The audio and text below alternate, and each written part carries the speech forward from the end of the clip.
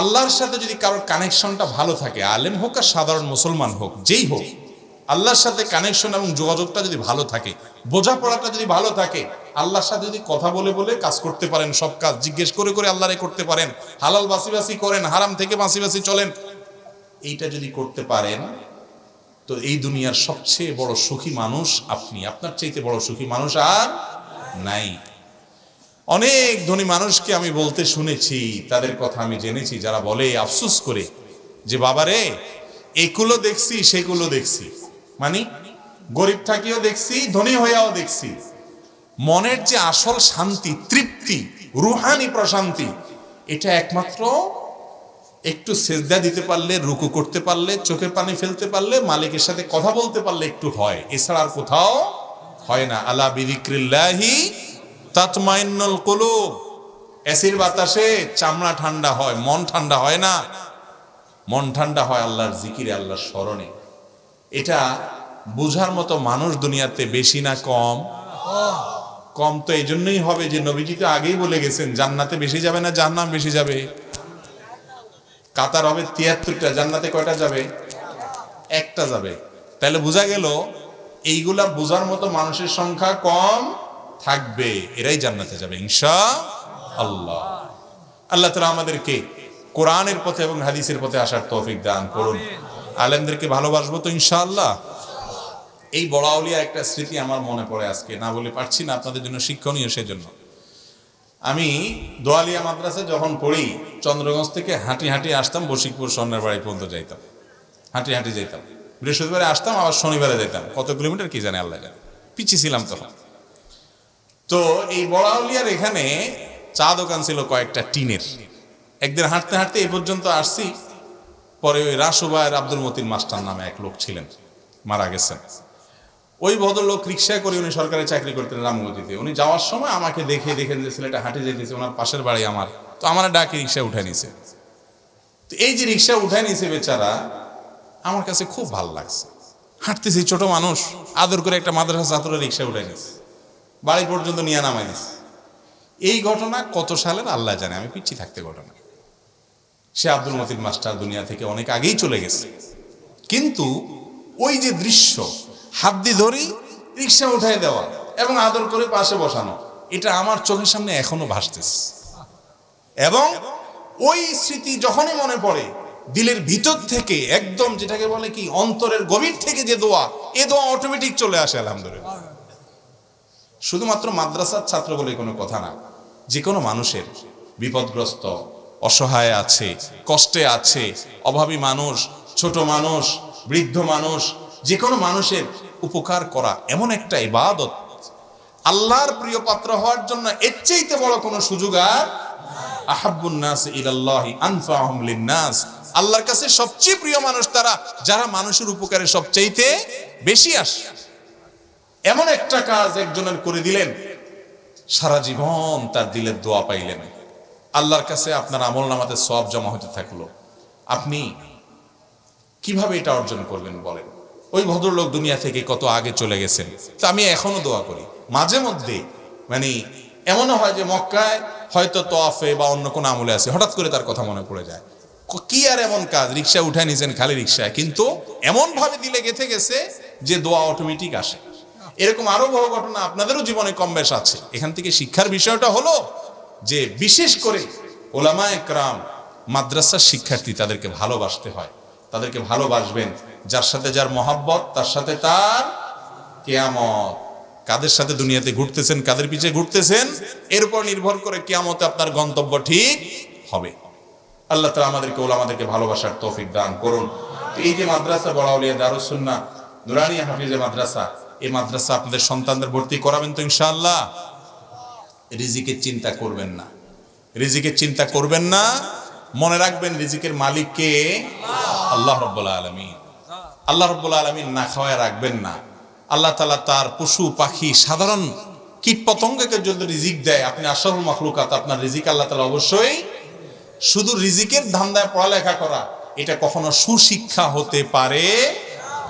তবে হ্যাঁ, মাদ্রাসার যারা দায়িত্বশীল আছেন তাদেরকে আমরা অনুরোধ করি যে এই হেফজ মাদ্রাসাগুলোতে হেফজুর পাশাপাশি জেনারেল শিক্ষাকে সমন্বয় করেন, যাতে করে বাচ্চারা বাংলা ইংরেজি মাতৃভাষা সম্পর্কে দক্ষতা অর্জন করে, যাতে করে শুধু হেফজু একটা সাবজেক্ট পড়তে পড়তে বোরিং ফিল না করে।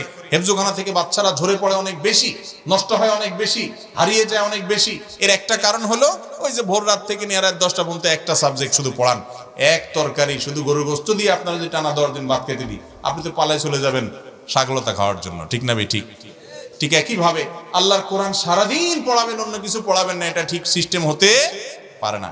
ওলামায়ে কেরাম যারা আছেন তাদের কাছে অনুরোধ করে গেলাম, যারা এই মাদ্রাসা পরিচালনা করছেন এবং এই এলাকার আলেমরা যারা আছেন, আপনাদের কাছে আমাদের অনুরোধ যে হেফজুখানাগুলোতে একটু কোরআনে কারীমের মুখস্থ করার পাশাপাশি কিছু কিছু জেনারেল সাবজেক্টগুলো ঢুকান, যুগ সম্পর্কে সচেতন করেন বাচ্চাদেরকে, একটু রুচির ভিতরে বৈচিত্র্য আনেন, যাতে করে তাদের উপরে বোঝা না হয়।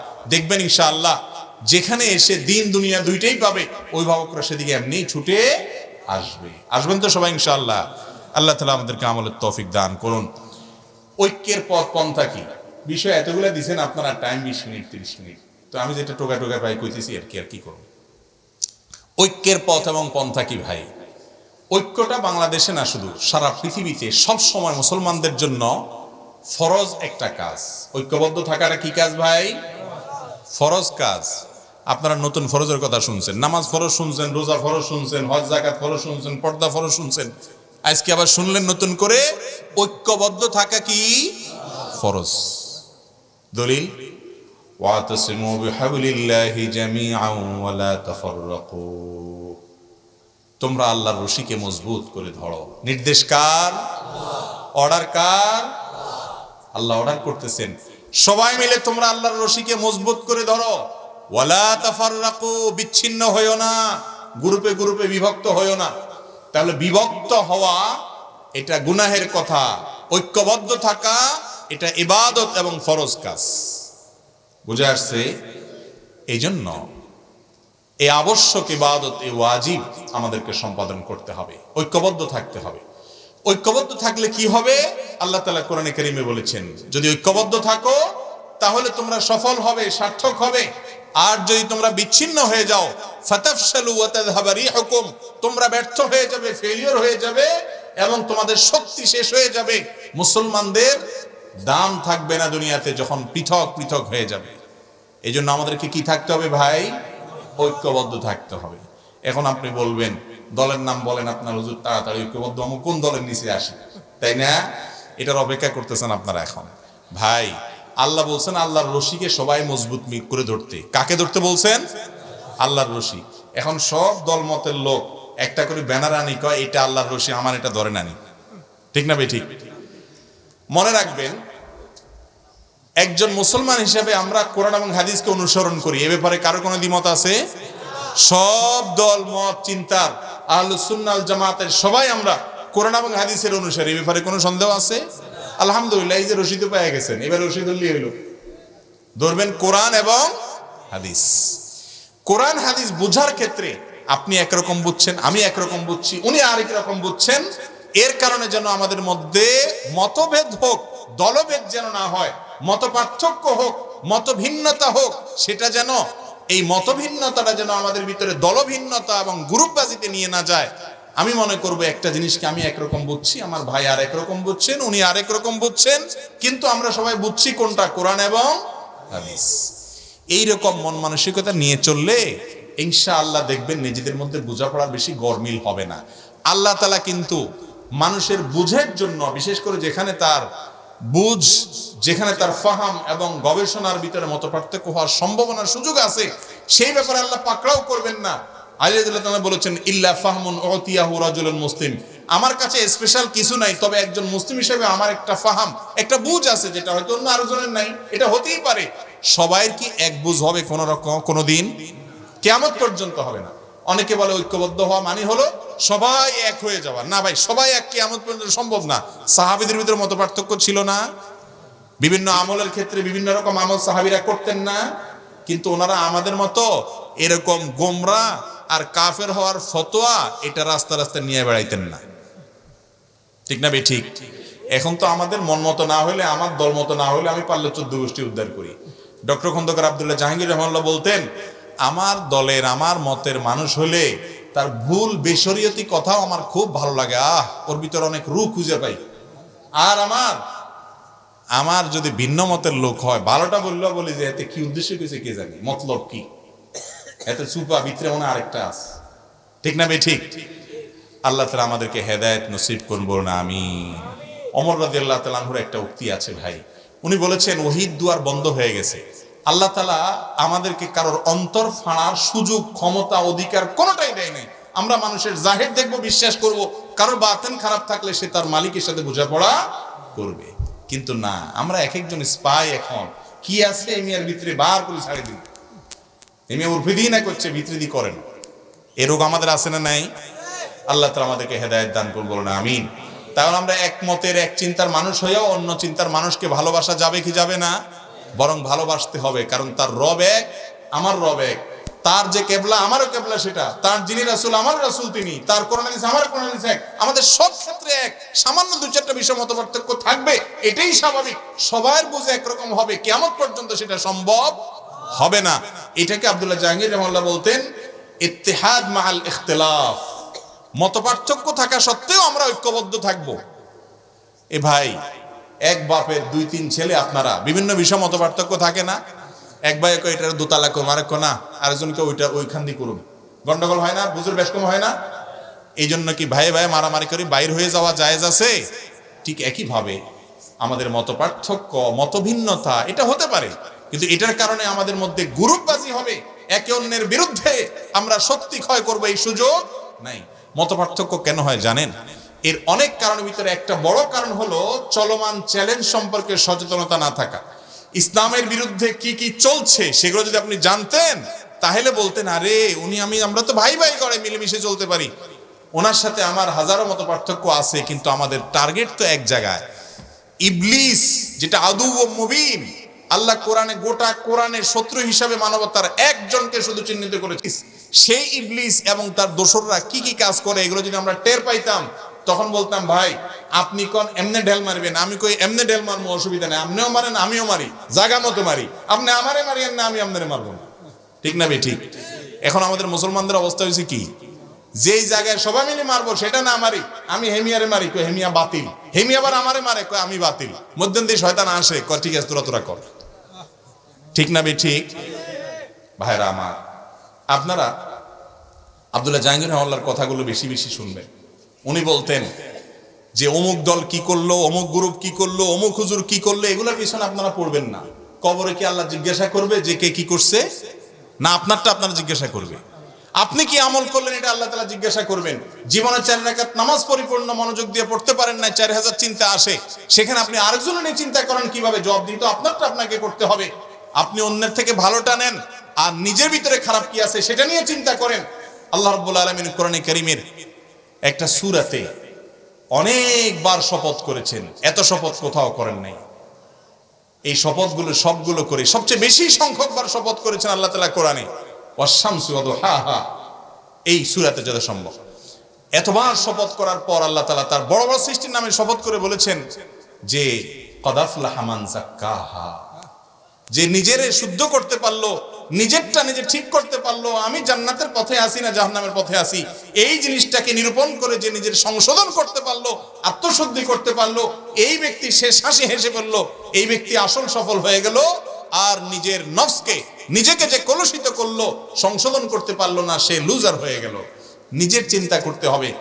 আব্দুল্লাহ জাহাঙ্গীর রাহিমাহুল্লাহ বলতেন যে আপনাদেরকে বিভিন্ন দলে ভাগ করা, আমার দলের পক্ষে স্লোগান দিয়ে আরেক দলের বিরুদ্ধে ষড়যন্ত্র লাগানো, এগুলো আমাদের কাজ, আমরা করব দলবাড়ি করার জন্য। আপনারা এই সমস্ত ফালতু কাজে মনোযোগ দিবেন না, নিজের আমলের পিছনে মনোযোগ দিবেন। আর যেই মতেরই হোক, কোরআন এবং হাদিসের অনুসারে যতক্ষণ থাকবে, তার সাথে শত মত পার্থক্য থাকুক, তাকে ভাই মনে করবেন।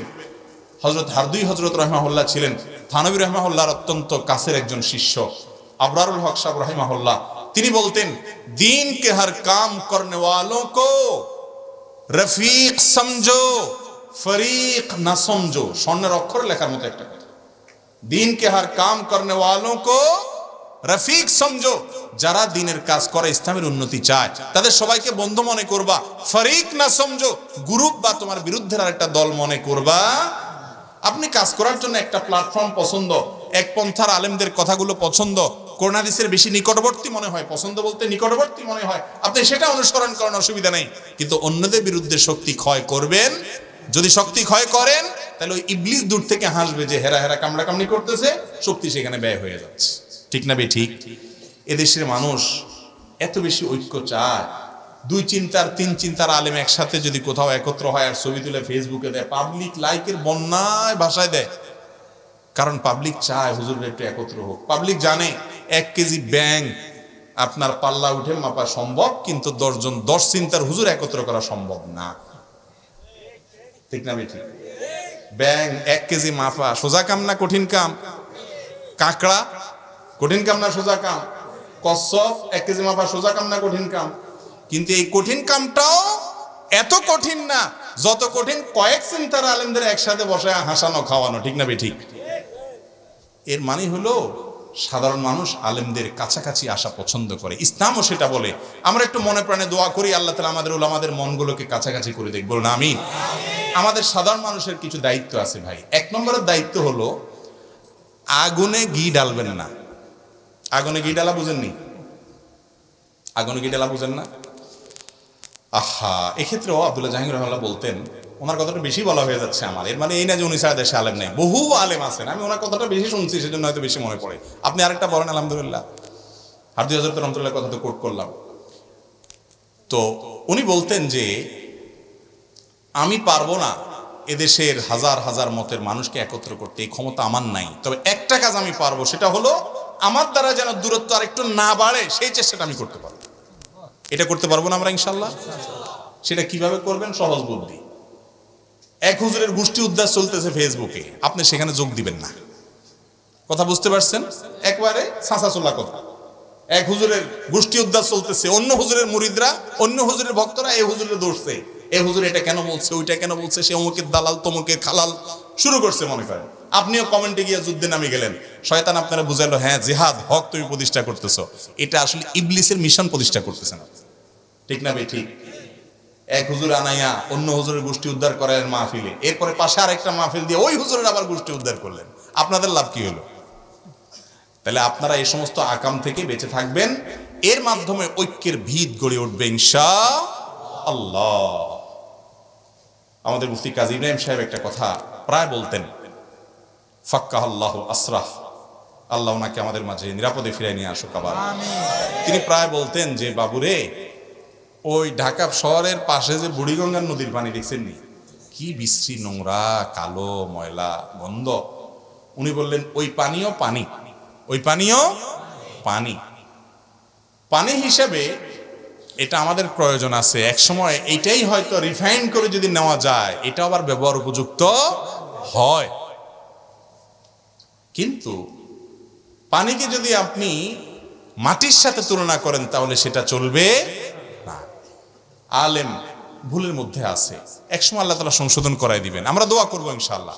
কিন্তু সাধারণ মানুষ কোন গ্রুপবাজি দলবাজিতে আমরা যাব না। আমরা ওলামাদের ভালোটা গ্রহণ করব। যেই প্ল্যাটফর্ম, যে আলেমকে কোরআন হাদিসের খুব কাছাকাছি মনে হয়, মুখলেস মনে হয়, আমলদার, তার সাথে চলবো, কিন্তু অন্যজনের বিরোধিতা করব।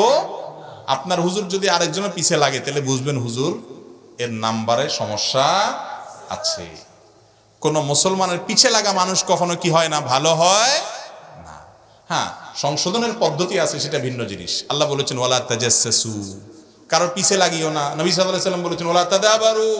তাদাবারু মানে কি? পিছে লাগা, সরাসরি বাংলা। কারোর পিছে লাগিও না। আর আমাদের কাজ হলো কি? পিছে লাগা। ইবলিস আমাদেরকে বলে অনেক সওয়াবের কাজ হবে, দ্বীনের বিরাট খেদমত হয়ে যাবে। এগুলোর মাধ্যমে দ্বীনের খেদমত আদৌ হবে না। এগুলোর মাধ্যমে নফসের পূজা হবে, প্রবৃত্তির পূজা হবে, ইবলিস খুশি হবে। আমরা সবার এফোর্ট গুলো যদি ইবলিসের মিশনের বিরুদ্ধে ব্যবহার করতাম তো আজকে চিত্র ভিন্ন হয়ে যেত। ঠিক না ভাই? ঠিক। আল্লাহ তাআলা আমাদেরকে ঐক্যবদ্ধ থাকার তৌফিক দান করুন। আমরা যেন মতপার্থক্য না হই, সেটার গুরুত্ব যেন বুঝি, আল্লাহ তাআলা সেই তৌফিক দান করুন। উলামায়ে কেরামের ইহতিরাম, মর্যাদা আমাদের অন্তরে রাখতে হবে, থাকতে হবে, এবং চলতে হবে কোরআন হাদিসের পথে। আল্লাহ তাআলা আমাকে আপনাকে সবাইকে আমল করার তৌফিক দান করুন। হাদা ওয়া সাল্লি ওয়া সাল্লিম আলা নবিয়িনা মুহাম্মদ ওয়া জাযাকুমুল্লাহু খায়রা। ওয়াজ শেষ। নাইট পালন করা যাবে কিনা? মাশাআল্লাহ, প্রথম প্রশ্নটা একবারে কমন পড়ে গেছে। 31 নাইট পালন করা যাবে কিনা? আহা ভাইরা আমার, 31st নাইট এটা উদযাপন কেন করা হয়, এটার পেছনের রহস্য কি? অন্য কোনো সময় তো এই বাজি, আতশবাজি, আপনার পটকা ফুটানো, বাজি ফুটানো, তারপরে আনন্দ ফুর্তি এগুলা করা যায়, কিন্তু এই টাইমে বিশেষভাবে করার রহস্যটা কি, ফজিলতটা কি? এটার ফজিলত হলো, অনেকে করে ফজিলত জানে না আসলে এটা কেন করে। মূলত এটা যারা করেন ওনাদের বিশ্বাসের একটা গোড়া আছে, সে গোড়াটা হলো তারা মনে করে বছরের প্রথম দিনের প্রথম ক্ষণটাকে যদি উল্লাস করে, আনন্দ করে, মাতিয়ে রেখে, ফুর্তি করে কাটানো হয়, তাহলে সারা বছর নাকি হাসি খুশি থাকা যাবে। বুঝতে পারছেন কথা? বছরের প্রথম দিনের প্রথম সময়কে, প্রথম প্রহরকে, প্রথম মুহূর্তটাকে আনন্দ উৎসব করে কাটাইলে সারা বছর নাকি ভালো থাকা যাবে। এই বিশ্বাসটা মূলত আসছে কোত্থেকে জানেন?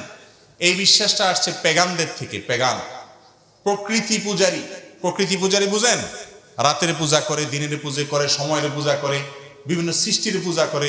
এই প্রকৃতি পূজারী এদের থেকে এসেছে।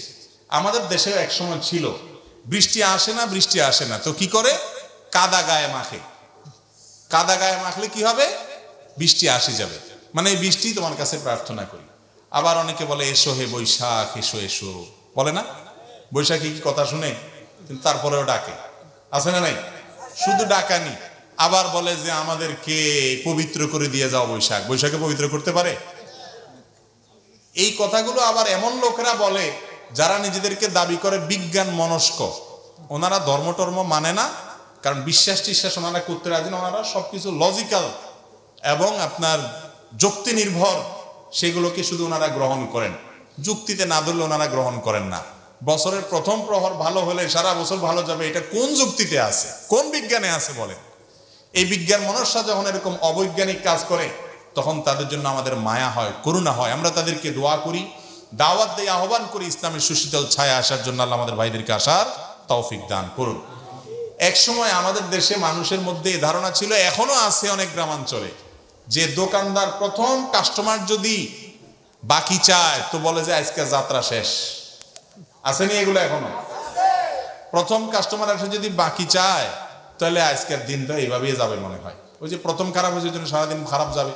বাসার থেকে বাইরে হওয়ার সময় ঝাড়ু দেখছে, হিসা তো আজকে যেহেতু ঝাড়ু দেখছি প্রথমে, তাহলে কপালে আর দিন ঝাড়ুই মনে হয় আছে। এসব ফালতু বিশ্বাস আমাদের সমাজে এখনো অনেকের মধ্যে আছে। এগুলোর বিরুদ্ধে আলেমরা সংগ্রাম করে যাচ্ছেন, এই সমস্ত কুসংস্কারের বিরুদ্ধে। আমাদের বিজ্ঞান মনস্করা আবার এরকম একটা আমদানি করে লয়ে আইছে, কয় বছরের প্রথম প্রহরে ফুর্তি করলে সারা বছর ভালো যাবে। এটা অনেকটা ওই রকম হয়ে গেল না? কি বলেন? একই রকম হয়ে গেল না? তো আপনারা যারা এগুলো মাহফিলে আসি ওয়াজ শুনতেছেন, আবার পয়লা বৈশাখ 31 নাইটে ঠুসঠাস করবেন, যারা এখনো নিয়ত করে বসে আছেন, একটু নিজের বিবেককে জিজ্ঞাসা করেন, ভালো এবং মন্দের মালিক কে? আপনি ওই দিন বাজি ফুটাইলে, আতশবাজি ফুটাইলে যদি আপনি ভালো থাকতেন, তাহলে দুনিয়াতে আর কোনো ভালো থাকার জন্য কাজ করা লাগতো না। ওই দিন শুধু পটকা কিনে সবাই মিলে ফুটাইলে কাম হয়ে যেত। আসলে কি তাই? এগুলা যারা করে এদের বেশিরভাগই দেখেন আরো বেশি অশান্তিতে থাকে, মানসিক যন্ত্রণা, কষ্টে থাকে। ঠিক না বেঠিক? শান্তি দেওয়ার মালিক কে? আল্লাহ রাব্বুল আলামিন। মনে রাখবেন, ইরানের অগ্নি পূজকরা তারা বছরের প্রথম দিনটাকে উৎসব হিসাবে, ধর্মীয় উৎসব হিসাবে উদযাপন করতে। আপনি বলবেন আমি তো এটা ধর্ম হিসাবে করি না। ভাই, এটা ধর্মের জিনিস। 31st নাইট উদযাপন করার এই সংস্কৃতি ধর্ম থেকে এসেছে। সেটা অগ্নি পূজকরা, পেগানরা, তাদের থেকে এসেছে। ইতিহাস খোলেন, পড়েন, গুগলে সার্চ দিলেও পেয়ে যাবেন। অগ্নি পূজকরা বছরের প্রথম দিনটাকে নাম দিছে নাইরুজ। ফার্সিতে নাইরুজ মানে বুঝেন? ন্যায় মানে নতুন, রোজ মানে কি? রোজ মানে দিন, নাইরুজ মানে নতুন দিন। বছরের প্রথম দিনটাকে তারা বাৎসরিক উৎসব হিসাবে উদযাপন করত। তাদের পরে এটা খ্রিস্টানদের মধ্যে আসছে।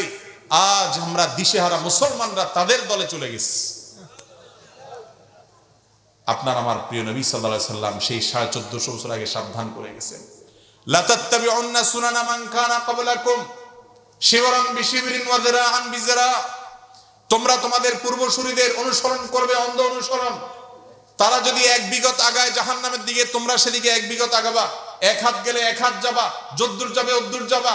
তারা গর্তে ঢুকলে তোমরাও গর্তে ঢুকে যাবা, এরকম অন্ধের মতো কাজ করবা। কেন করছো?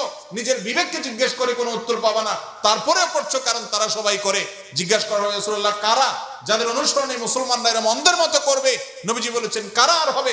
ইহুদি খ্রিস্টান কিনা জিজ্ঞাসা করা হয়েছে, তিনি বলছেন হ্যাঁ তাদের কথাই বলছি, এছাড়া আর কারা হবে? আজকে পশ্চিমারা ইহুদি খ্রিস্টানরা কোন কালচার কোন সংস্কৃতি দেখাইলেই যুব সমাজ আজ আমরা হুমড়ি খেয়ে পড়ছি, লাফিয়ে পড়ছি। কেন করছি সেটা জানি না। যেই দেশে শীতের সময়ে কনকনে শীতে উত্তরবঙ্গে মানুষ মারা যায়, যেই দেশে ফুটপাতে এখনো না খেয়ে শিশু মায়ের কোলে চোখের পানি ফেলে, সেই দেশে লক্ষ নয় crore crore billion billion dollar খরচ করা হয়, বিলিয়ন বিলিয়ন টাকা খরচ করা হয় শুধুমাত্র এই 31st নাইট উদযাপনের নামে। এটা কোন সভ্য সমাজের সংস্কৃতি হতে পারে? কিন্তু এটার বিরুদ্ধে কথা বলার মানুষ নাই। মাদকের বিরুদ্ধে কথা বলে, মাদক নির্মূল করতে চায়, মাদক নিয়ন্ত্রণ করতে চায়, আর মাদকের সবচেয়ে ছড়াছড়ি এবং সয়লাভ হয় যখন, তখন এই 31st নাইট।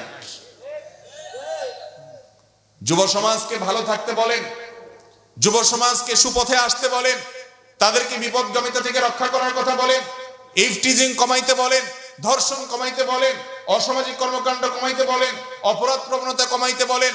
আর 31st নাইটের মতো বিজাতীয় কালচার আমদানি করে যুব সমাজকে নষ্টের দিকে ঠেলে দিচ্ছেন। এভাবে কোনোদিন সমাজ সুন্দর পথে আসতে, আমরা যারা এগুলোকে উইশ করছি, আবারও শুনে রাখেন, এগুলো পেগান প্রকৃতি পূজারী অগ্নি পূজকদের কাজ। মুসলমান কখনো বিধর্মীদের কালচার ধার করে আসার প্রয়োজন নাই।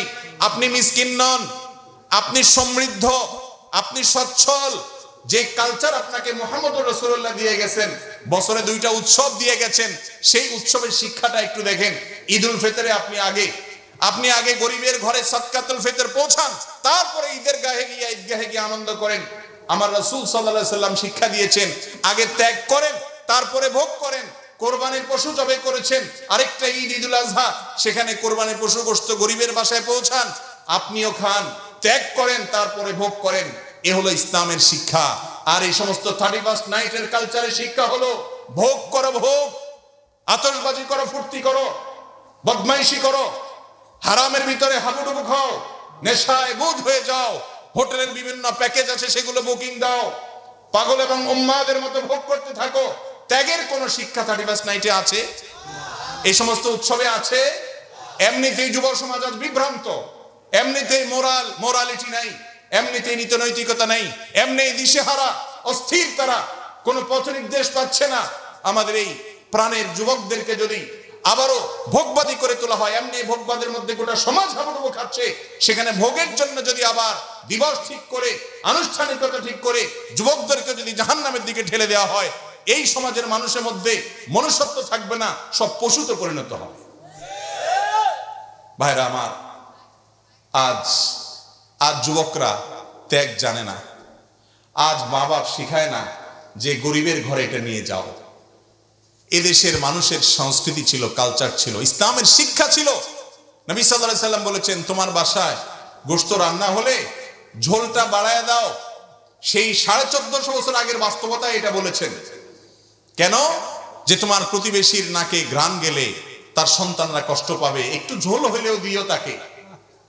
এ হলো ইসলামের শিক্ষা। আমরা ছোটবেলায় দেখেছি মা চাচিরা একটু ভালো কিছু রান্না করলে প্লেটে প্লেটে করে, বাটিতে বাটিতে করে আশেপাশের বাড়িতে কম বেশ পাঠাইতো। দেখেন না আপনারা এগুলা? এখন কি এগুলা আছে? নাই। কারণ এখন যে কালচার আমাদেরকে দেয়া হচ্ছে, এই কালচার শুধু ভোগের শিক্ষা দেয়। এখানে ভোগও আসলে না, এখানে ভেতরে আরো 2টা জিনিস আছে। আপনাদেরকে 31st নাইট উদযাপনের জন্য উদ্বুদ্ধ করে মিডিয়াগুলো, এবং সাম্রাজ্যবাদী, বাণিজ্যিক সাম্রাজ্যবাদ, এরা আপনাদেরকে বলে হ্যাঁ 14 ফেব্রুয়ারি আসছে, এই দিনে ভালোবাসতে হবে। আসলে ভালোবাসাটা কিচ্ছু না। আপনার মধ্যে আবেগ সৃষ্টি করে, আপনার মধ্যে এই সমস্ত উন্মাদনা সৃষ্টি করে, আপনাকে খরচ করায়া এই সমস্ত সাম্রাজ্যবাদ, বাণিজ্যিক সাম্রাজ্যবাদের ধ্বজাধারীরা আপনাদের সমস্ত সম্পদগুলোকে সারা বিশ্ব থেকে লুণ্ঠন করে নিয়ে আসছে। কোটি কোটি বিলিয়ন বিলিয়ন ডলারের বিজনেস তাদের। আপনার কি লাভ? পকেটে পয়সা খরচ। আর কি লাভ? ইমানি চেতনাকে ভোঁতা করে আপনাকে ধ্বংস করে দেওয়া হচ্ছে। এগুলা কোন মুসলমানের কালচার হতে পারে? এগুলোর বিরুদ্ধে আমরা সংগ্রাম করব তো ইনশাআল্লাহ। এই দেশে মুসলমানদের নিজস্ব সংস্কৃতি আছে না নাই? বছরে 2টা উৎসব আল্লাহ রসুল আমাদেরকে দিচ্ছেন না, দেন নাই? আরেকটা আবার ওই পশ্চিমাদের থেকে আনার দরকার আছে, যাদের জীবন শেষ, যাদের শান্তি শেষ, যাদের পরিবার ব্যবস্থাপনা ভেঙে পড়েছে, যারা অশান্তির দাবানলে পড়ে ছাই হচ্ছে, যারা আত্মহত্যার একের পর এক মেশিন আবিষ্কার করে চলেছে, যারা আত্মাহুতি দেওয়ার জন্য প্রতিযোগিতায় লিপ্ত হচ্ছে, প্রতি বছর আত্মহত্যার সংখ্যা বেড়ে চলেছে, মানসিক অশান্তির জোয়ারে হাবুডুবু খাচ্ছে, মুসলমানরা তাদের কাছ থেকে কালচার ধার করে আনার কোনো প্রয়োজন নাই।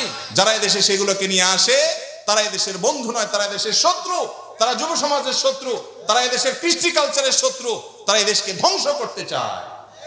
এই 31 নাইট উপলক্ষে শত শত হাজার হাজার নর্তকী বিদেশ থেকে আমদানি করে লক্ষ টাকার টিকিট বিক্রি হয় 5 স্টার হোটেলগুলোতে, বুকিং হয়ে যায় অনেক আগে থেকে।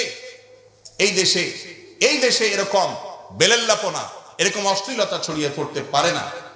নতুন বছর এসেছে, একটা বছর চলে গেছে, জীবন থেকে একটা বছর খসে পড়ে গেছে, কবরের দিকে আমি এক কদম আগায় চলে গেছি। আমি হিসাব মেলাবো যে আমি কি করেছি আর কি করি নাই, ভুল হয়েছে গত বছরে কি কি, সেগুলোর জন্য ইস্তেগফার করে নতুন করে সংকল্প করব, আল্লাহর কাছে মাপ চাইবো। এটা হলো ইমানের শিক্ষা, ঠিক না ঠিক? আরে সব নতুনে খুশি হওয়া এটা পাগলের কাজ হতে পারে, কোনো সুস্থ মস্তিষ্কের মানুষের কাজ হতে পারে না। একজন মানুষের ফাঁসির কাষ্ঠের ঝুলার জন্য ঘোষণা হয়ে গেছে, মৃত্যুদণ্ড ঘোষণা হয়ে গেছে। প্রতিদিন নতুন প্রভাত আসলে, আর 3 দিন, আর 10 দিন বাকি আছে, আর 9 দিন বাকি আছে, প্রতিদিন নতুন সকাল আসলে সে খুশিতে উদ্বেলিত হয়ে যায়, তাই না? আরে ভাই, এক এক দিন নতুন সকাল আসা মানে হলো তার আতঙ্ক বাড়া, কারণ তার মৃত্যুর দিকে, তার ফাঁসির কাষ্ঠের দিকে সে এগিয়ে যাচ্ছে। নতুন, সব নতুনকে এনজয় করতে হয় না, কিছু নতুন আছে ভয়ঙ্কর, কিছু নতুন আছে যেই নতুন দেখে নিজের চেতনাকে শানিত করতে হয়, নিজের চেতনাকে জাগ্রত করতে হয়, নতুন করে ভাবতে শিখতে হয়। মুসলমানের সন্তান, আপনি এত অবিবেচক হতে পারেন না, এত উন্মাদ হতে পারেন না, এত মাতালের মতো যা পাবেন তা নিয়ে লাফাতে পারেন না। কি করছেন একবার নিজের বিবেককে জিজ্ঞাসা করুন। ভাইরা আমার, আমরা সবাই মৃত্যুর পরোয়ানা প্রাপ্ত, মানে মৃত্যু হবে ঘোষণা দেওয়া হয়ে গেছে, কুল্লু নাফসিন যায়কাতুল মউত। অতএব আমাদের এক একটা বছর যাচ্ছে মানে কবরের দিকে এক একটা কদম আগায় যাচ্ছে, এক একটা কদম আগায় যাচ্ছে। একটা বছর চলে যাচ্ছে মানে হলো আমার জীবন থেকে একটা বছর খসে পড়ে গেল, একটা সময় চলে গেল, একটা সুযোগ হাতছাড়া হয়ে গেল নড়ে চড়ে বসার কথা আমলের জন্য। আল্লাহ তাআলা আমাদেরকে সেরকম বিবেচনা বোধ সম্পন্ন মুসলমান হওয়ার তৌফিক দান করুন, আমিন। এই 31 নাইট, এই সংস্কৃতি কোনো মুসলমান, কোনো বিবেকবান, কোনো যুক্তিপন্থী মানুষের কাজ হতে পারে না। এই উপলক্ষে সমস্ত কিছুকে আমরা বর্জন করবো তো ইনশাআল্লাহ, নাকি এই উপলক্ষে টিভিতে কি কি অনুষ্ঠান আছে খুঁজে খুঁজে সেগুলো দেখবেন? হ্যাঁ, কোনো কিছু উইশ করবেন না তো ইনশাআল্লাহ। আল্লাহ তাআলা আমাদের ঈমান আমলকে হেফাজত রাখার তৌফিক দান করুন। আমরা প্রকৃতি পূজারী, অগ্নি পূজারীদের অনুসারী নই, আমরা মুহাম্মদুর রাসূলুল্লাহ সাল্লাল্লাহু আলাইহি সাল্লামের অনুসারী। বাঙালি হিসাবে আমাদের নিজস্ব সংস্কৃতি আছে যথেষ্ট। কিসের 31 নাইট আবার ইংরেজি এটাকে উদযাপন করতে হবে, আনতে হবে? মুসলমানদের মধ্যে আজ এটা মহামারীর মতো ছড়িয়ে পড়েছে। আমরা এগুলোকে এখন আর পাপ মনে করি না, এগুলো অপরাধ। মান তাশাব্বাহা বিকওমিন ফাহুয়া মিনহুম, আবু দাউদের হাদিস। নবী সাল্লাল্লাহু আলাইহি সাল্লাম বলেছেন, কোন বিজাতির সাদৃশ্য গ্রহণ করলে, তাদের কালচারের অনুকরণ করলে আপনি তাদের দলে চলে যান। অতএব বেঁচে থাকবো তো ইনশাআল্লাহ। আল্লাহ আমাদের সবাইকে বুঝা এবং বেঁচে থাকার তৌফিক দান করুন। এরপরে প্রশ্ন হলো, আমাদের সমাজের কিছু লোক পরের সম্পদ ভোগ করে কিন্তু সেটি জেনেও চুপ থাকে, শরীয়তের আলোকে জায়েজ আছে কিনা? ভাই, অন্যের সম্পদ ভোগ করা যে হারাম এটা তো আমরা সবাই জানি, প্রশ্ন করার দরকার হয় না। কত বেশি ভয়াবহ সেটা প্রশ্ন করতে পারেন। নবী করিম সাল্লাল্লাহু আলাইহি সাল্লাম বলেছেন সাহাবীদেরকে, আতাদরুনা মানিল মুফলিস, তোমরা কি জানো মুফলিস মিয়াকে? মুখলেস না, মুফলিস। তো সাহাবীরা বললেন যে ইয়া রাসূলুল্লাহ, মুফলিস আমাদের মধ্যে, আল মুফলিসু ফিনা মাল্লা দিনারাহু ওয়ালা দিরহামা, মাল্লা দিনারা লাহু ওয়ালা দিরহামা। আমাদের মধ্যে মুফলিস বলি আমরা ওই ব্যক্তিকে, অভাবী ভিখারি ওই ব্যক্তিকে বলি যার পয়সা করি নাই। মুফলিস মানে অভাবী ভিখারি। তখন নবী সাল্লাল্লাহু আলাইহি সাল্লাম বলেছেন, না, আমি এই মুফলিসের কথা বলি নাই। তোমাদের মধ্যে আসল ভিখারি, আসল অভাবী হলো সে, যেই লোক অনেক কোরআন তেলাওয়াত, অনেক তাসবিহ তাহলিল, অনেক জিকির আজকার, অনেক ওয়াজ শোনা, ওয়াজ করা, অনেক নামাজ রোজা, অনেক ইবাদত বন্দেগী সে দুনিয়াতে করছে, করে এগুলা নিয়ে আল্লাহর সঙ্গে সাক্ষাৎ করতে গেছে, মোছে তেল দিতে দিতে, হ্যাঁ জান্নাতে তো যাবো, চাচ্ছি, এবার এত আমল নিয়ে আসছি।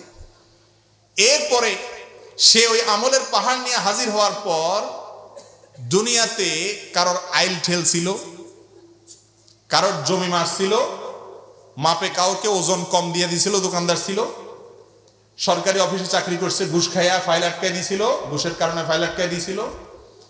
এরকম ভাবে কারোর এলাকাতে কারোর জমিতে গরুটা বাঁধি তার ফসলটা খাওয়াই ফেলছে।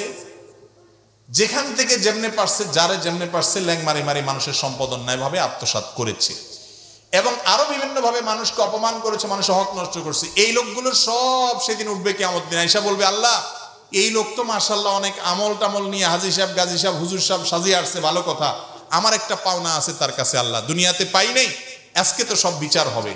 তখন আল্লাহর কাছে সেদিন যখন বিচার দায়ের করা হবে, আল্লাহ বলবেন, মামলা তো সত্য, তাহলে এবার আজকে সেই জিনিসটা আর ফেরত দিতে পারবা না, তোমার আমল থেকে এই পরিমাণ তাকে দেয়া হবে, দিয়ে দিবেন তাকে, চলে যাবে সে, আরেকজন আসবে, নেক্সট তাকে দেয়া হবে, এভাবে দিতে দিতে তার সমস্ত কষ্টের করা আমলগুলো সব শেষ।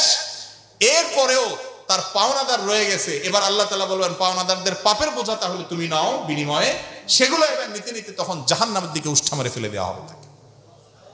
আমলের পাহাড় নিয়ে যারা আহলাদে আছেন, লম্বা দাড়ি আছে, টুপিও আছে, মসজিদেও যান, তসবিহ তাহলিল করেন, নামাজ কালাম পড়েন, তো মানুষের হক মারেন। কথা বুঝছেন না বুঝেন নাই? এই লোক জান্নাতি না জাহান্নামী? কথা বলেন, জান্নাতি না জাহান্নামী? নবীজির হাদিস থেকে বোঝা গেলে এই আমলের পাহাড় কুলাবে না যদি বান্দার হক নষ্ট করেন। মুস্তাদে আহমদের একটা হাদিস আমি প্রায় শুনাই। নবী সাল্লাল্লাহু আলাইহি সাল্লাম বলেছেন, কিয়ামতের দিন 3 ধরনের মামলা আল্লাহর কাছে উঠবে বান্দার। কয় ধরনের মামলা ভাই? 3 ধরনের মামলা। এক ধরনের মামলা হলো আল্লাহবাদী মামলা, আরেক ধরনের মামলা হলো বান্দাবাদী মামলা, আরেক ধরনের মামলা হলো সবই আল্লাহবাদী মামলা মূলত, একটা হলো বান্দার হক সংশ্লিষ্ট, একটা হলো আল্লাহর হক সংশ্লিষ্ট সাধারণ ইবাদত বন্দেগীতে, আরেকটা হলো শিরিক সংশ্লিষ্ট। বড় শিরিক করে গেছে, আল্লাহর সঙ্গে পার্টনার সাব্যস্ত করে গেছে, আল্লাহর একত্ববাদ বিশ্বাস করে নাই, আল্লাহরে সিজদা করছে, কবরে মাজারে গিয়েও সিজদা করছে। এইরকম শিরকি কাজ যারা করছে, তাওহীদ বিরোধী কাজ যারা করছে, বড় শিরিক করেছে, এই মামলার কোনো শুনানি হবে না, বিনা শুনানিতে বিনা বাক্যে সোজা জাহান্নাম অনন্তকালের জন্য। আল্লাহ তাআলা আমাদেরকে হেফাজত করুন, বলেন আমিন। দ্বিতীয় মামলা হলো আল্লাহবাদী মামলা, মানে আল্লাহর ইবাদত বন্দেগীতে ত্রুটি করছেন, বিচ্যুতি করছেন, রোজা রাখছেন ঠিক মতো রাখেন না, নামাজ পড়ছেন ত্রুটি হয়েছে, এইগুলো আল্লাহ তাআলা চাইলে বান্দাকে বলবেন যাও মাফ করে দিলাম, আর চাইলে শাস্তি দিয়া পরে আবার মাফ করবেন এক সময় ঈমান যদি থাকে। আর 3 নম্বর মামলা হলো বান্দাবাদী মামলা, মানুষের হক নষ্ট করেছে। এই মানুষের মামলা সম্পর্কে আল্লাহ বলবেন, এটা আমার এখানে শুনানি হবে না, শুনানি হবে ওই ব্যক্তির কাছে যার হক মেরেছো। সে যদি বলে আল্লাহ আমি ছেড়ে দিছি তো দিছি, কিন্তু সেদিন এমন একদিন, ওই দিন বাপ ছেলেকে ছাড়বে না, স্বামী স্ত্রীকে ছাড়বে না, ইয়াউমা ইয়াফিরুল মারউ মিন আখি, একজনকে দেখে আরেকজন পালাবে, কেউ কাউকে ছাড়বে। তাহলে দুনিয়াতে বাবারে, ভাইরে, অন্যের হক যদি মেরে থাকেন, কোন ইবাদত গুজারে কুলাবে না, কোন আমলে কুলাবে না, আল্লাহর কসম। কোরআন হাদিস একেবারে স্পষ্ট বলেছে ব্যাপারে কোন লুকোচুরি নেই। মানুষের হক মারলে, মানুষের হক যদি আটকে রাখেন, স্বয়ং আল্লাহ রাব্বুল আলামিন সেটা মাফ করবেন না। এত ডেঞ্জারাস বিষয়। অনেক নফল আমল না করে মানুষের হকটা আদায় করেন। 2টা হকের কথা সব জায়গায় বলি আমি। আমরা যারা সুযোগের অভাবে সৎ, সরকারি চাকরি পাই না, ঘুষ খাবো কোত্থেকে, নাউজুবিল্লাহ। তারপরে আপনি দোকানদার না, মাপে কম দিবেন কোত্থেকে, সুযোগই নেই, সৎ বা নানা কারণে অপরাধ অনেকগুলো এমনি করেন নাই, মানুষের হক নষ্ট করেন নাই আলহামদুলিল্লাহ, বা এমনি আপনি ভালো মানুষ করেন নাই। 1-2টা অপকর্ম আমরা বাংলাদেশের বেশিরভাগ মানুষ করি, হুজুর গায়রে হুজুর নেই, খুব কম সংখ্যক মানুষ হয়তো এখান থেকে মুক্ত আছেন। তার একটা হলো বাপ মায়ের সম্পদে বোনের অধিকার দিয়ে দিচ্ছেন তো সবাই হিসাব করে। ঠিক করতে তো পয়সা লাগে না, এখন আর ঠিক হয় না কেউ, সব চুপ হয়ে গেছে। বাপ মারা গেছেন, বাপের সম্পদে ছেলে হিসাবে আপনার যেরকম হক আছে, আপনার বোনের আছে না নাই? দিয়া দিছেন হিসাব করে, কোরআন যতটুকু দিতে বলছে ততটুকু। এরকম বাপের পুত, মায়ের পুত থাকলে হাত দাঁড়ান দেখি 2-4 জন, দাঁড়ান দরকার নাই, খুব কম দাঁড়াবেন, আমি বুঝি, শরম দিতে চাই নাই, আমি বোঝার জন্য বললাম। যারা দেন নাই খুব সোজাবত শুনে রাখেন, বান্দার হক নষ্টকারীদের মধ্যে এরা সবচেয়ে ডেঞ্জারাস, কারণ আত্মীয়র হক নষ্ট করা, রক্ত সম্পর্কীয় আত্মীয় বোনের হক নষ্ট করা, বাইরের লোকের হক নষ্ট করার চাইতে অনেক বেশি ভয়াবহ। কিন্তু আমরা দেই না, বোনদের হক দেই না। কেন? আবার মাসালা বানাইছি নিজেরা, কয় বাপের বাড়ির হক নিলে হয় না। নোয়াখালীরা কয় কি হয় না, মানে সয় না আর কি, শুদ্ধ বাংলায়। তো এই নোয়াখালীর এই এলাকাতে কয় বাপের বাড়ির হক নিলে কি কয়, হয় না। আমরা তো মানুষ, আপনি জানেন তো, সয় না বলে। কি বাটপারি মাসালা চিন্তা করেন। একই বাপের সম্পদ, আপনি ছেলে আপনারে সইবে, উনি বোন উনি নিলে ওনারা সইবে না। বাহ, মানে কিভাবে সম্পদ মারতে হয়, মাসালা কেমনে বানাইতে হয়, ইবলিস বানাইছে এই মাসালা। ভাইরে, বোনদের হক দিবেন তো ইনশাআল্লাহ। যুবকরা প্রতিজ্ঞা করেন, রিজিকের মালিক আল্লাহ, এটা দিয়ে দিলে যে আপনার কমে যাবে তা না, আল্লাহ আপনাকে আরো বাড়াই দিবে ইনশাআল্লাহ। ঠিক না বে ঠিক? এখন মুশকিল হলো বোনরাও নিতে চায় না আজকাল। নিবে কেমনে? বেচারীরা ভয়ে শরমে নিতে চায় না। যদি নিয়ে নেই হক এখান থেকে, ভাই যদি বলে যে তোমার হক তো নিয়ে নিছে, এখন আবার কেন আসছে, বাপের বিটাতে একটু যাইতে মনে চায় না? ছোটবেলা থেকে যেখানে বড় হয়েছি, কি বলেন, আপনার বাবার সম্পদে আপনার বোনের যে হক আছে সেটা যদি জমি জমা বুঝে দেন, তাহলে সে বোন আপনার বাড়িতে আসার অধিকার আছে না নাই? ভাই বোনের সম্পর্ক কি 2 দিনের না চিরদিনের? অতএব রক্ত সম্পর্ক হিসাবে, তার বাপের ভিটা হিসাবে, ভাইয়ের বাড়ি হিসাবে সে আপনার মেহমান হওয়ার অধিকার আছে না নাই? কিন্তু আমরা আজকাল এমন স্বার্থপর হয়েছি, সম্পদ নিয়ে আনিছে তো চলে গেছো, আবার আসবে কেন? ঠিক না বে ঠিক? এই ভয়ে মহিলারা আসে না। আর অনেক মহিলারা বলে না ভাই দেয়া লাগবে না, আমরা খুশি আছি, এমনি খুশি আছি। আবার কিছু ভাই আছে এমন বাটপার, কিছু লামসাম দিয়া কয় এখন আল্লাহ তো তোমাদেরকে অনেক দিছে, তো তোমরা তো এদুর পাও, এদুর দিছি, তোমরা খুশি নি। বোন বেচারে নাখোশ হয়ে কই থাকবো? যদি বলেন আমি নাখোশ, কবো আরে ওটা বেয়াদব, তাহলে তার বাড়িতে আসে না কোনোদিন আমার। ঠিক না বে ঠিক? বেচারি বাধ্য হইয়া রাজি হয়। এগুলা সবগুলা হলো 2 নাম্বারই এবং হারাম খড়ি। বেঁচে থাকবেন তো ইনশাআল্লাহ। মুরব্বীরা একটু ভালো করে শুনেন, পোলা একটারে সব লেখা দিয়েছেন, আরেকটারে দেন নাই, বলে গেছেন আগের থেকেই মেয়েরা আছে অনেক, হাত দেয়া লাগবে না, হের যত থাকুক আল্লাহ তাআলা কোরআনে তার হক ঠিক করে দিয়েছেন এবং বলে দিয়েছেন ফরিদাতাম মিনাল্লাহ, এটা আল্লাহ নির্ধারণ। তোমার সম্পদে আল্লাহ এতটুকু অমুকের জন্য ততটুকু রেখেছে, তোমার কোনো ইখতিয়ার নাই সেটাকে পরিবর্তন করার, বাপেরও ক্ষমতা নাই তার নিজের সম্পদে এক সন্তানকে দেওয়ার আরেক সন্তানকে না দেওয়ার। কথা কি বুঝছেন না বুঝেন নাই? ইমরান ইবনে হুসাইন রাদিয়াল্লাহু তাআলা আনহু এক ছেলেকে কিছু হাদিয়া দিয়ে আসছে। আয়েশা বলে ইয়া রাসূলুল্লাহ ছেলেকে দিয়ে আসছে। নবীজি বলছেন অন্যগুলো দিয়েছো? বলে দেই নাই। বলে যে সবগুলোকে দিয়ে আসো। ওয়াত্তাকুল্লাহ আ'দিলু বাইনা আওলাদিকুম, আল্লাহকে ভয় করো সন্তানদের দানের ক্ষেত্রে। আল্লাহ যা বলেছেন এটাকে ঠিক রাখো, ইনসাফ করো। কিন্তু এই একটা জায়গায় আমরা একই হাম্মাম মে সারে নাঙ্গে, সব উলট পালট। ঠিক না বে ঠিক? তওবা করতে পারি কিনা আজকের মজলিস ইনশাআল্লাহ? এই দেশে জমি জমার যে হিসাব নিকাশ আছে, আমাকে একজন এক্সপার্ট এই সম্পর্কে উনি বলেছেন যে ভাই আপনি কি জানেন বাংলাদেশে মোট জমি ল্যান্ডের মালিকানা মেয়েদের কত পার্সেন্ট? ভদ্রলোক একটা পার্সেন্টেজ বলেছেন, আমি ভুলে গেছি, সেটা এত কম উল্লেখ করার মতো না। আমরা শতকরা 25%ও না, আরো অনেক কম জমির মালিক। সব জমির দলিলের মালিক পুরুষরা। ব্যাপার কি? শরীয়ত সব জায়গায় ছেলের পাশাপাশি মেয়ের হক রাখছে না রাখে নাই? কিন্তু আমরা দেই না। এই যে বান্দার হক নষ্ট করা, এগুলো জঘন্য অপরাধ। আমরা যারা ইবাদত বন্দেগী করতেছি এটা ভালো কথা, করেন, আমি নিরুৎসাহ করছি না, কিন্তু এর পাশাপাশি বান্দার হকের ব্যাপারে সাবধান আরো বেশি থাকেন, তাহলে ইনশাআল্লাহ আখিরাতে শেষ সাথী হাসতে পারবেন। চেষ্টা করবো তো ইনশাআল্লাহ। দাড়ি রাখলেন, টুপি রাখলেন, আর দোকানে যাইয়া বাকির খাতায় 10 টাকা জায়গা 20 টাকা লিখলেন, আর এরকম ভাবে মসুর ডাল ইন্ডিয়ানটা দেশিটা চাইনিজটা মিলাই ওইটার দেশি ডাল বানায় বেচলেন, জায়েজ হবে না গুনাহ হবে? মানুষের লেনদেনটা মেন। আমার আজকে আলোচনার বিষয় ছিল উদখুলু ফি সিলমি কাফা। এখানে আসছে আর আপনার ওয়াজ হলো কি ঐক্য আর কি আলেমদের হুজুরদের। তো আমার মূল বিষয় আমি হারাই গেছি, আমার বলা ছিল সেটা ইনশাআল্লাহ পরবর্তীতে বলবো। পরিপূর্ণ ইসলামে দাখিল হতে হলে 5টা কাজ করতে হবে ইনশাআল্লাহ। বরপড়ার মাহফিলে বা অন্য কোথাও ইনশাআল্লাহ সে বিষয়ে কথা বলবো। আমার একটা প্ল্যান আছে, এই 5টা কোর্স কমপ্লিট করলে পরিপূর্ণ ইসলামে দাখিল হওয়া যাবে। আল্লাহ তাআলা আমাদের সবাইকে তৌফিক দান করুন। নানা আলেম নানান দিকে, আমরা যাব কোন দিকে আপনার কাছ থেকে জানতে চাই। এত সুন্দর মানে একেবারে শ্লোক বানায় দিয়ে দিচ্ছেন ভাই। এটার ওয়াজ তো আমরা এতক্ষণ করে ফেলেছি আগেই আলহামদুলিল্লাহ। আমরা ওলামা একরাম আমাদেরকে কোরআন হাদিস অনুযায়ী গাইডলাইন করেন, আমরা সেটা অনুসরণ করব। আলেমদের মত ভিন্ন থাকতে পারে, যদি কোরআন হাদিসের অনুসরণ করেন আলেম এবং কোরআন হাদিস আপনাকে দেখান বা ওইটার দিকে পথ নির্দেশ করেন, আপনি তার সাথে চলতে পারেন। আপনি দেখবেন তিনি কোরআন হাদিসের দিকে ডাকে নাকি তার প্রবৃত্তি, তার মনে যা চায় সেটার দিকে ডাকে।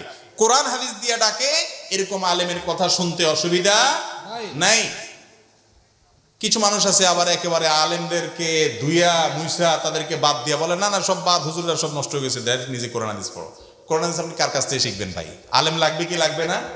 নবী বলতেছেন আমার ওয়ারিস হলো আলেমরা, তাদের তো আপনি এলম শিখবেন কিভাবে? এলম শিখার জন্য নিজে কোরআন হাদিস পড়েন।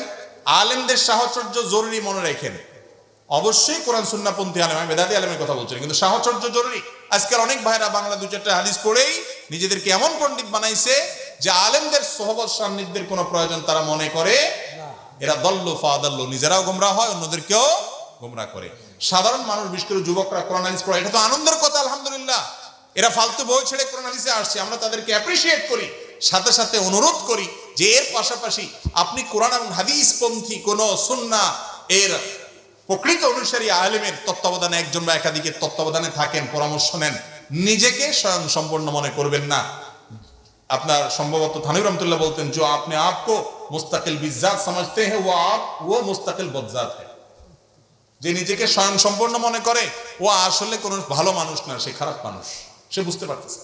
আল্লাহ তাআলা আমাদেরকে হেদায়েতের উপরে চলার তৌফিক দান করুন। তাহলে ওলামাদের মধ্যে যদি মতপার্থক্য থাকে, আমরা কোরআন হাদিসের দিকে যাব। আল্লাহ কোরআনে বলেছেন যে তোমরা যখন দেখবে ইখতিলাফ আছে তখন তোমরা কোরআন হাদিসের দিকে যাও, সেটাই তোমাদের পথ। নামাজের পূর্বে নিয়ত নাওয়াইতুন পড়া যাবে কিনা? নামাজের পূর্বে নিয়ত করা সুন্নত না ফরজ? জানেন না আপনারা? নামাজের আগে নিয়ত করাটা এটা কি সুন্নত না ফরজ? ফরজ। ইন্নামাল আমালু বিন্নিয়াত। নামাজের ফরজের মধ্যে একটা হলো নিয়ত করা, শুনেন নাই? নিয়ত করা ফরজ। নিয়ত করা ফরজ, নিয়ত বলা ফরজ না। নিয়ত বলা মুখ দিয়া হয়, আর নিয়ত করাটা মন দিয়া হয়। নিয়ত করাটা কি দিয়া হয়, আর নিয়ত বলে কি দিয়া? নাওয়াইতুন বলাটা হলো নিয়ত বলা, আর মনে মনে আমি কি পড়তেছি এটা আমার মাথায় আছে, এটা মানে হলো নিয়ত করা। অনেক সময় বলে না যে আগামী বছর হজে যাওয়ার নিয়ত করছি, এর মানে সে বলছে নাওয়াইতু আনা রফিল হজ। এরকম বলে নাওয়াইতু আনা রফিল হজ, আমি আগামী বছর হজে যাবো, এরকম কথা আরবিতে বলে। কিন্তু তারপরও বলে আমার হজে যাওয়ার নিয়ত। একজন যাইতেছে রাস্তা দিয়ে, কেউ কোন দিকে ছুটছেন, কই যাইতেছেন? বলে যে ভাই বাজারে যাওয়ার নিয়ত করছিলাম। সে কি নাওয়াইতুন পড়ে আসছিল? তার মানে কি তার মনে বাজারে যাওয়ার ইচ্ছা। নিয়ত মানে ইচ্ছা। নিয়ত মানে কি ভাই? আপনি কি ইবাদত করতেছেন, সেই ইচ্ছা, সেই ইন্টেনশন, সেই চিন্তা আপনার মাথায় থাকলে নিয়ত হয়ে গেছে। মুখে নাওয়াইতুন পড়ার দরকার, এবং এটা রাসূল আকরাম সাল্লাল্লাহু আলাইহি ওয়াসাল্লাম শেখানো নাই। যদি এটা দরকার হতো তিনি শিখাইতেন, কিন্তু আমরা ছোটবেলা থেকে নাওয়াইতুন পড়ছি। এই নাওয়াইতুন বগদাদি কায়দাতেই আছে, ওই মক্কা মদিনার কায়দায় নাই। ইসলাম কি বগদাদ থেকে আসছে না মক্কা মদিনা থেকে আসছে? তাহলে বগদাদি কায়দাটা পড়লে কেমন হবে? সহজ হিসাব বুঝেন না? আল্লাহ তাআলা আমাদেরকে বুঝার তৌফিক দান করুন। আচ্ছা, নামাজের সময় আপনি নাওয়াইতুন পড়ছেন, বুঝলাম। আপনি যখন কাউকে 10 টাকা দান করতেছেন, এটা একটা ইবাদত কি ইবাদত না? ইন্নামাল আমালু বিন্নিয়াত। সমস্ত আমলই যখন নিয়তের উপর নির্ভর করে। শুধু নামাজের ক্ষেত্রে শুধু নাওয়াইতুন পড়তেছেন, দানের সময় কেন বলতেছেন না নাওয়াইতু আন আতাসাদ্দাকা 10 টাকা?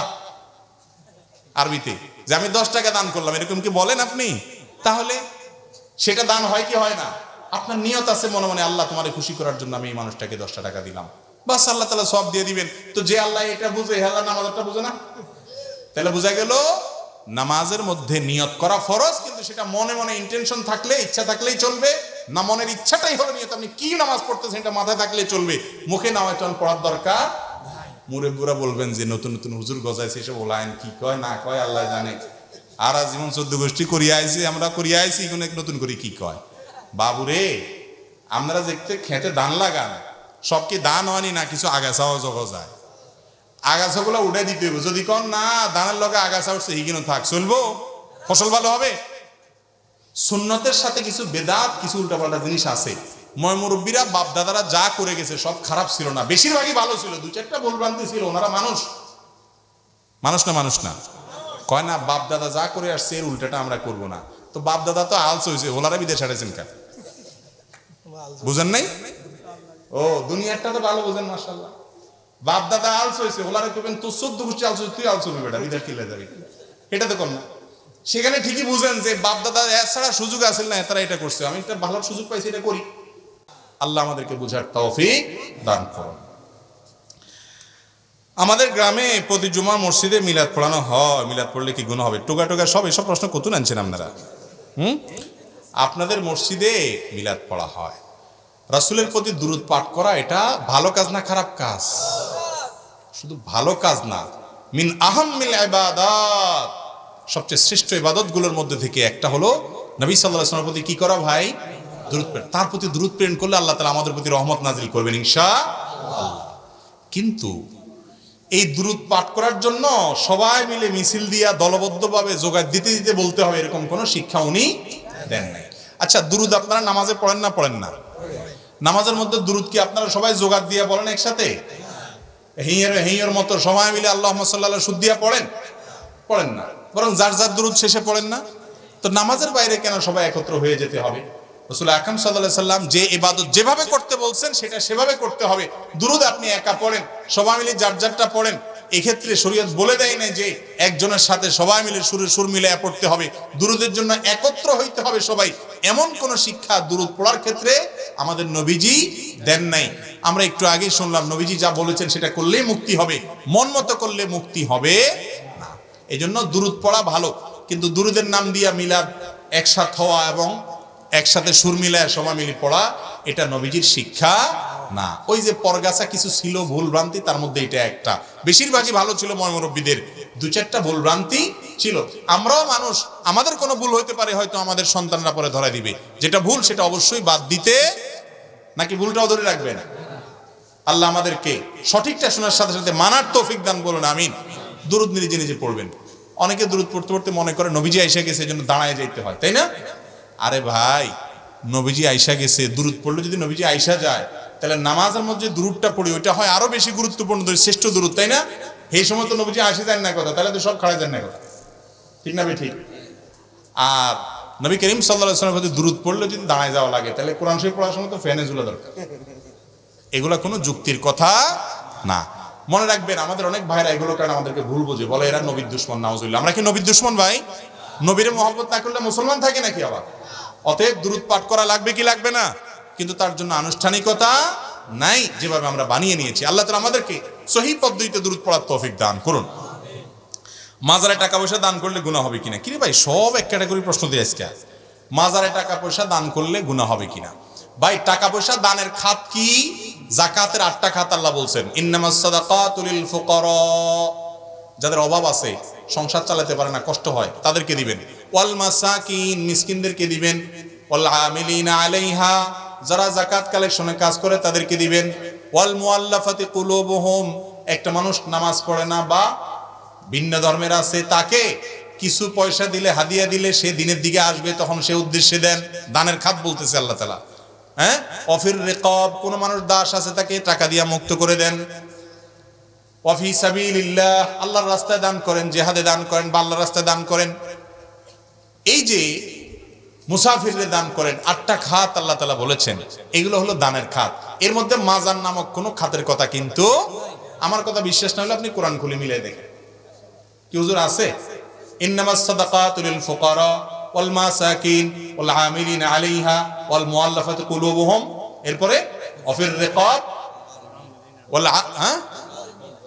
ওয়াল গারিমিন, যারা ঋণগ্রস্ত তাদেরকে, তারপর ওয়াফি, আগ পাস হয়ে গেছে, হাফেজ নাই কেউ। রিকাব এবং আমিলিন আলাইহা এবং ইবনুস সাবিল বা মুসাফির, এই মানুষগুলোকে আল্লাহ তাআলা যাকাত এবং দান করতে বলেছেন। এই 8 খাতের মধ্যে মাজার আসেনি? বাংলা কোরআন শরীফ খুলে দেখেন নাই, তাহলে বোঝা গেল মাজার এটা দানের কোনো জায়গা। আরে ভাই, মাজার তো একটা মানুষ শুয়ে রয়েছে, উপরে ইটের গাঁথনি আছে, এখানে যদি ইটের গাঁথনি দিয়ে পাকা করা যায় না, শরীয়তে নিষেধ আছে হাদিসে।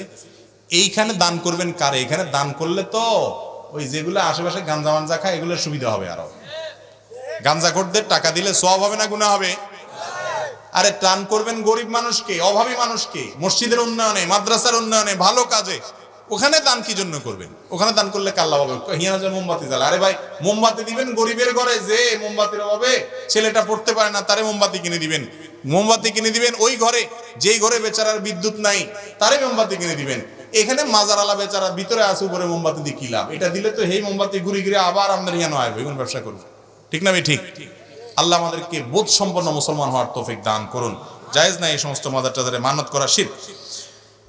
দুনিয়াবি সব কাজ দাঁড়িয়ে করে, কিন্তু মসজিদে সালাত আদায় করতে গেলে চেয়ারে বসে আদায় করে, সালাত হবে কিনা? কি নোয়াখালী মানুষ সব ঘোষান না প্রশ্ন নেই করে রে ভাই। ঠিক আছে, এর মধ্যে জানার জিনিসও আছে, কিন্তু সবই তো এই বেশিরভাগ ঘোষাঘুষির প্রশ্ন ভাই।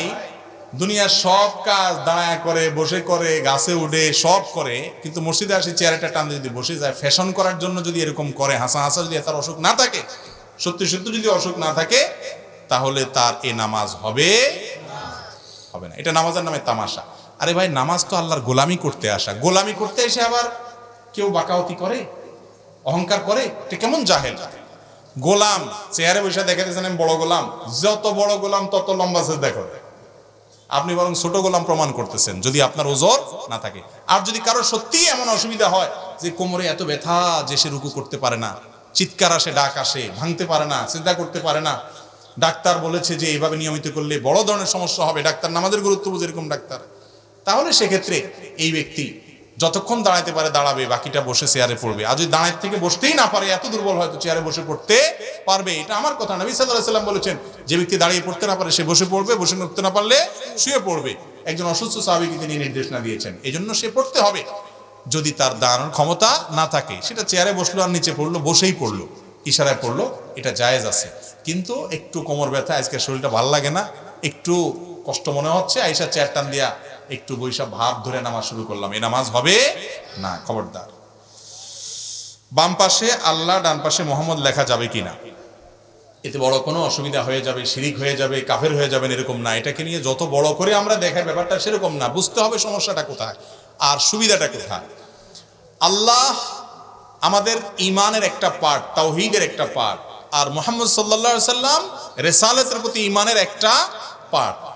এই হিসেবে যদি ইন্ডিকেট করে কেউ বুঝায়, লেখে যে আশহাদু আল্লা ইলাহা ইল্লাল্লাহ আশহাদু মুহাম্মাদুর রাসূলুল্লাহ কালিমা শাহাদাতের দুইটা পার্টের খোলাসা, তাহলে এটা লিখতে পারে ওই উদ্দেশ্যে, ওই চিন্তা থেকে লিখলে। কিন্তু আল্লাহ এর পাশাপাশি রাসূল আকরাম সাল্লাল্লাহু আলাইহি সাল্লামের নামকে যদি এমনভাবে উল্লেখ করা হয় যেন আল্লাহ এবং রাসূল নাউজুবিল্লাহ দুইজন মিলে এক সত্তা, কাছাকাছি সত্তা, একজন আরেকজনের পরিপূরক, বা এই টাইপের, আল্লাহ মাফ করুক, যদি মনে করে কেউ লেখে, ওই চিন্তা লিখলে সেই লেখা জায়েজ হবে না। এক ব্যক্তি বক্তৃতা দিতে গিয়ে আল্লাহ এবং রাসূলের নাম এমনভাবে বলছে যে আল্লাহ মালিক, সৃষ্টি, আর রাসূল সাল্লাল্লাহু আলাইহি ওয়াসাল্লাম তার গোলাম, স্রষ্টা, এরকম পার্থক্য হয় নাই। নবী সাল্লাল্লাহু আলাইহি ওয়াসাল্লাম বলেছেন বিসাল খাতিব ওয়া আনতা, তুমি খুব বাজে বক্তা, তোমার বক্তৃতা তুমি আমার নামকে আল্লাহর নামের সাথে এইভাবে মিশিয়ে ফেলেছো। এখান থেকে বুঝতে হবে মূল জিনিসটা কোথায়, মূল সমস্যাটা কোথায়। সমস্যা হলো আমাদের দেশে অনেক শিরকি গান আছে, আপনারা জানেন যে শিরকি গানগুলো আমাদের অনেক ভাইয়েরা যারা মাজার পূজা টুজা করেন, বড় শিরকে লিপ্ত আছেন, ভুলে আছেন, ওনারা অনেকে বলেন যে আল্লাহ সেই মোহাম্মদ, আপনার আহমদের কি জানি আহাদ আর আহমদ, শুধু মিমের বেশ কম, জিনিস একই, যে আল্লাহ সেই মোহাম্মদের রূপ ধরে আসছে। এরকম গান আছে না নাই অনেক মারেফতি বা ভণ্ড ফকিরদের?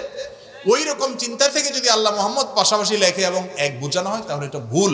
যেহেতু এরকম চিন্তাধারা আমাদের সমাজে আছে কিছু মানুষের মধ্যে, এই জন্য এই ধরনের লেখাজোকার মধ্যে সেই দিকে মন যেতে পারে, বা মানুষ চিন্তা করে, এরকম হলে এটা অ্যাভয়েড করা উচিত। আদারওয়াইজ এমনিতে আপনার কালিমায়ে শাহাদাতের অংশ হিসাবে লিখলে অসুবিধা নাই।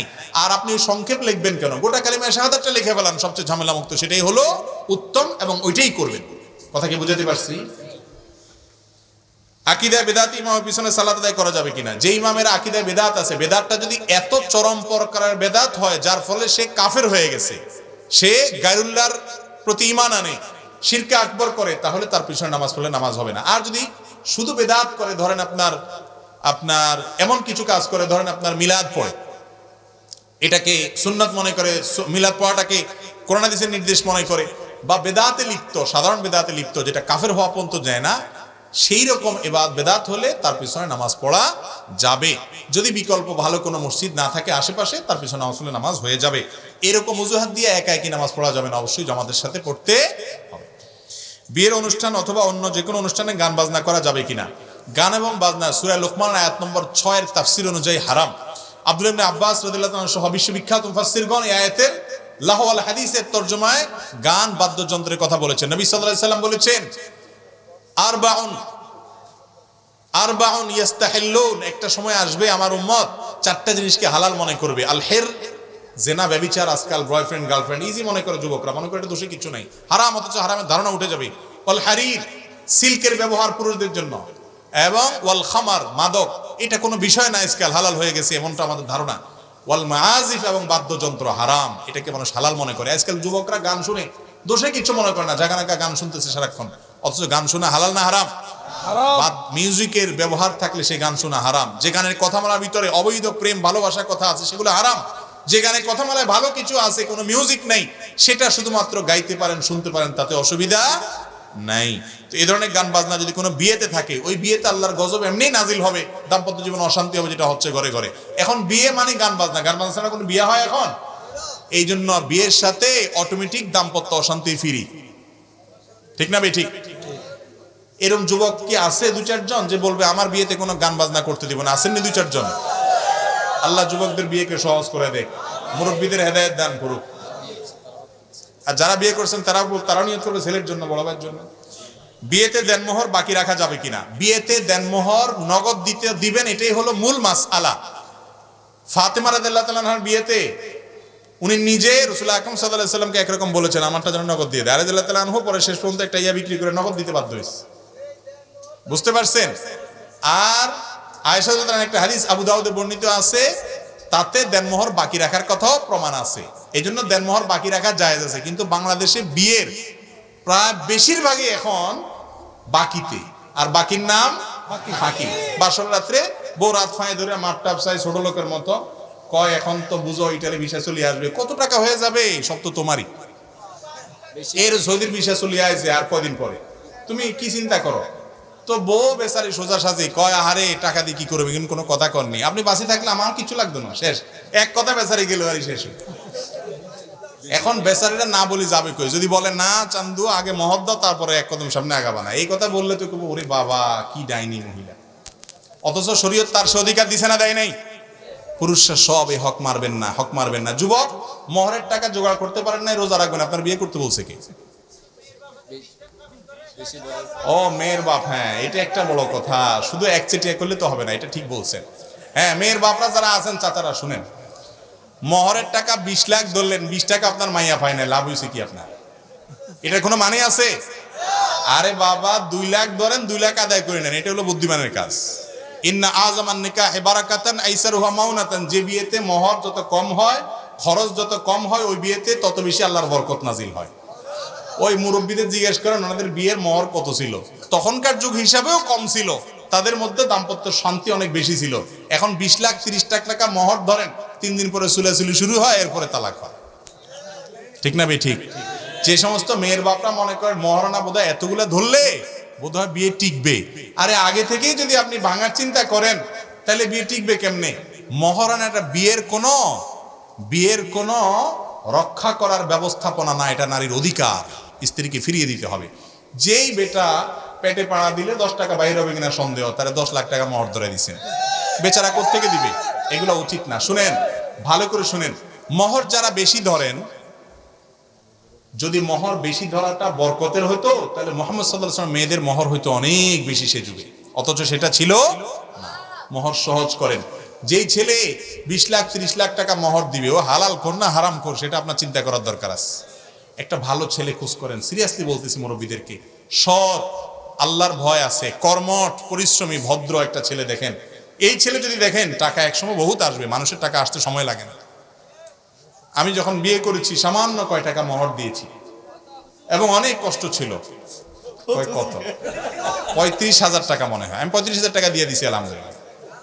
আমি তো জোয়ান মানুষ, বেশি আগের মানুষ না, মুরব্বীদের মতো। 35,000 টাকা পুরোটা দিয়ে দিছি, আলহামদুলিল্লাহ।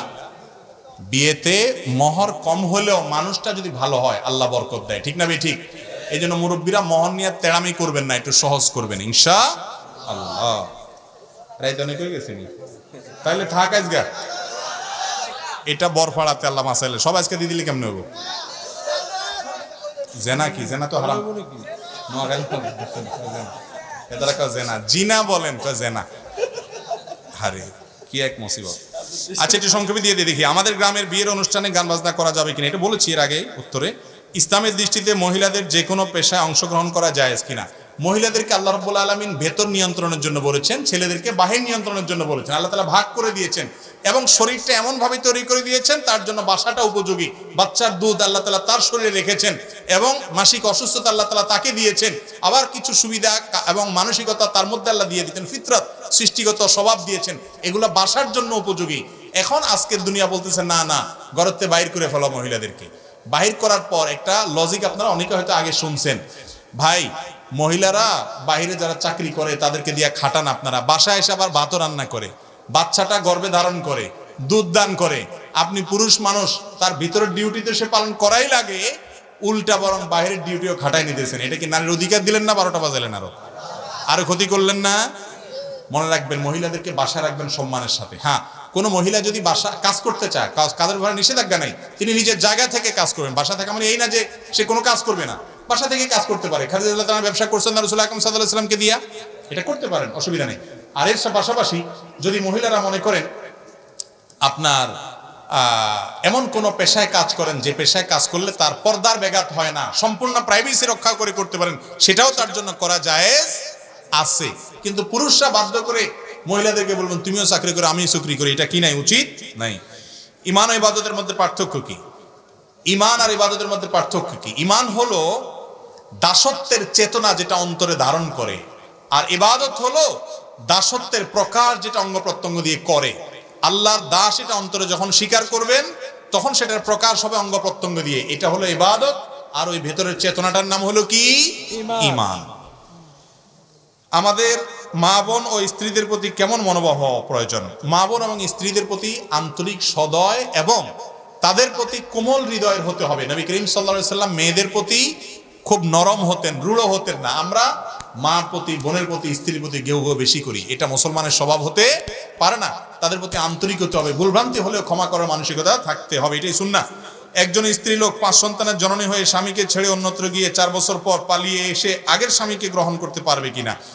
যদি আগের স্বামীর চাইতে তালাক নেওয়া ছাড়া আরেকজনের সাথে ভেগে যায় তাহলে তো পরেরটা জেনা হয়েছে।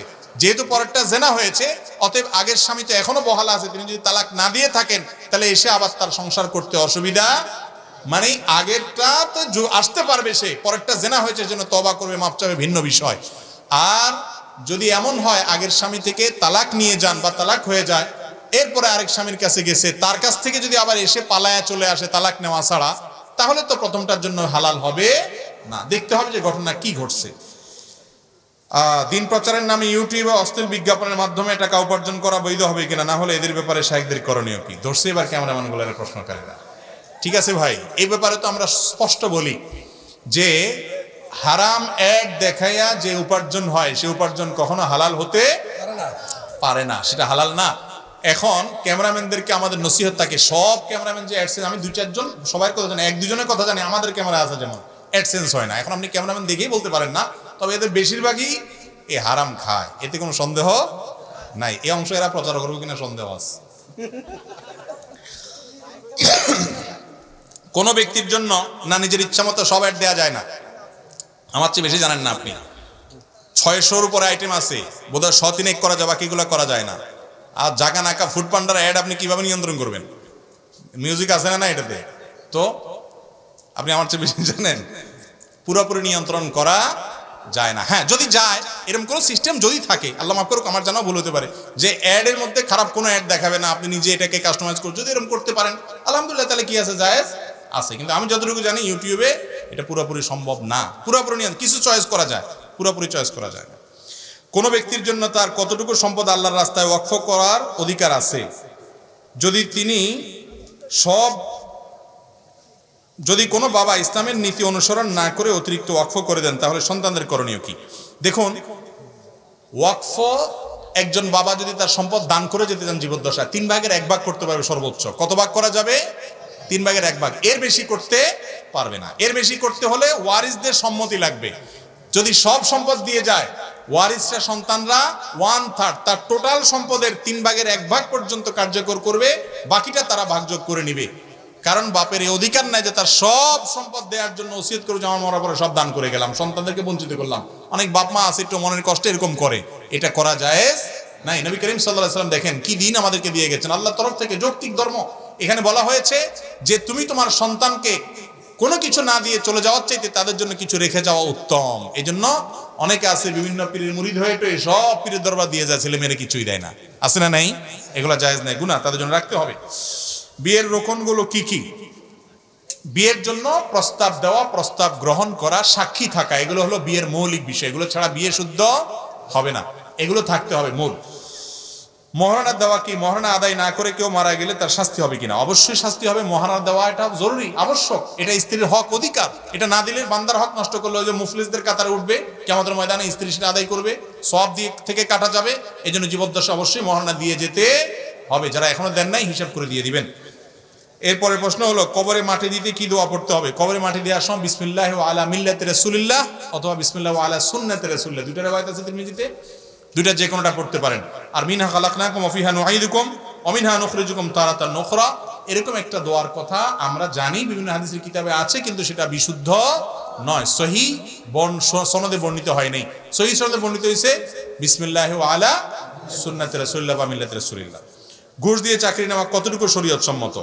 ঘুষ দিয়ে চাকরি নেওয়া নরমালি জায়েজ নাই, কিন্তু কোনো ব্যক্তি যদি ঘুষ ছাড়া তার কোথাও কোনো চাকরি না হয়, উপার্জনের কোনো মাধ্যম তার কাছে আর খোলা নাই, তাহলে সে নিরুপায়, তারে বাধ্য করা হচ্ছে, ঘুষ ছাড়া তার চাকরি দিবেই না, সে ন্যায্য হকদার হওয়া সত্ত্বেও বাধ্য করা হচ্ছে, তাহলে তার জন্য ঘুষ দেওয়াটা জায়েজ হতে পারে।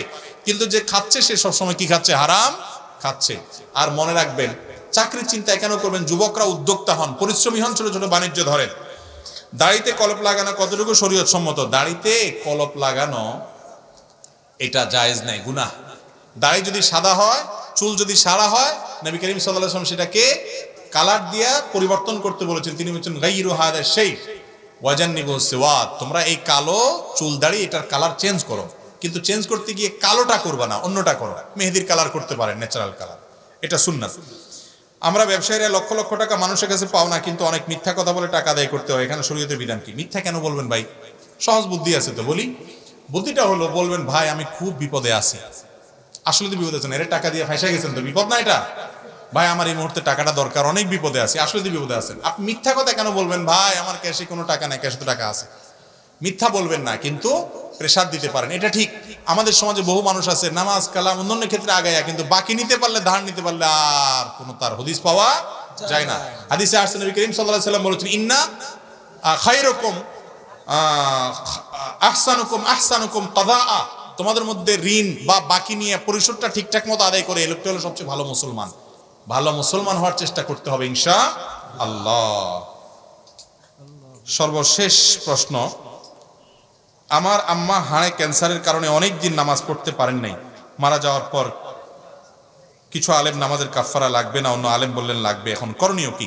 হানাফি মাযহাব অনুযায়ী নামাজের কাফফারা রোজার কাফফারা অনুযায়ী দিবেন, কিন্তু অন্যান্য উলামায়ে কেরাম এই নামাজের কাফফারাটার কথা সাবেত বলে তারা স্বীকার করেন না, কারণ কোরআনে কারিমে মূলত রোজার কাফফারার কথা আসছে, বুঝা আসছে কথা। আর জীবদ্দশাতে অনেক মানুষ আছেন যারা আসলে অসুস্থ হয়ে এই পর্যায়ে চলে যান, সেন্সই থাকে না, তার তো নামাজ পড়ার ক্ষমতাই নেই। তার যদি কোনো সেন্স না থাকে, ওই অবস্থা মারা যায়, তাহলে তার নামাজের জন্য কোনো জবাবদিহি আল্লাহর কাছে করতে হবে না।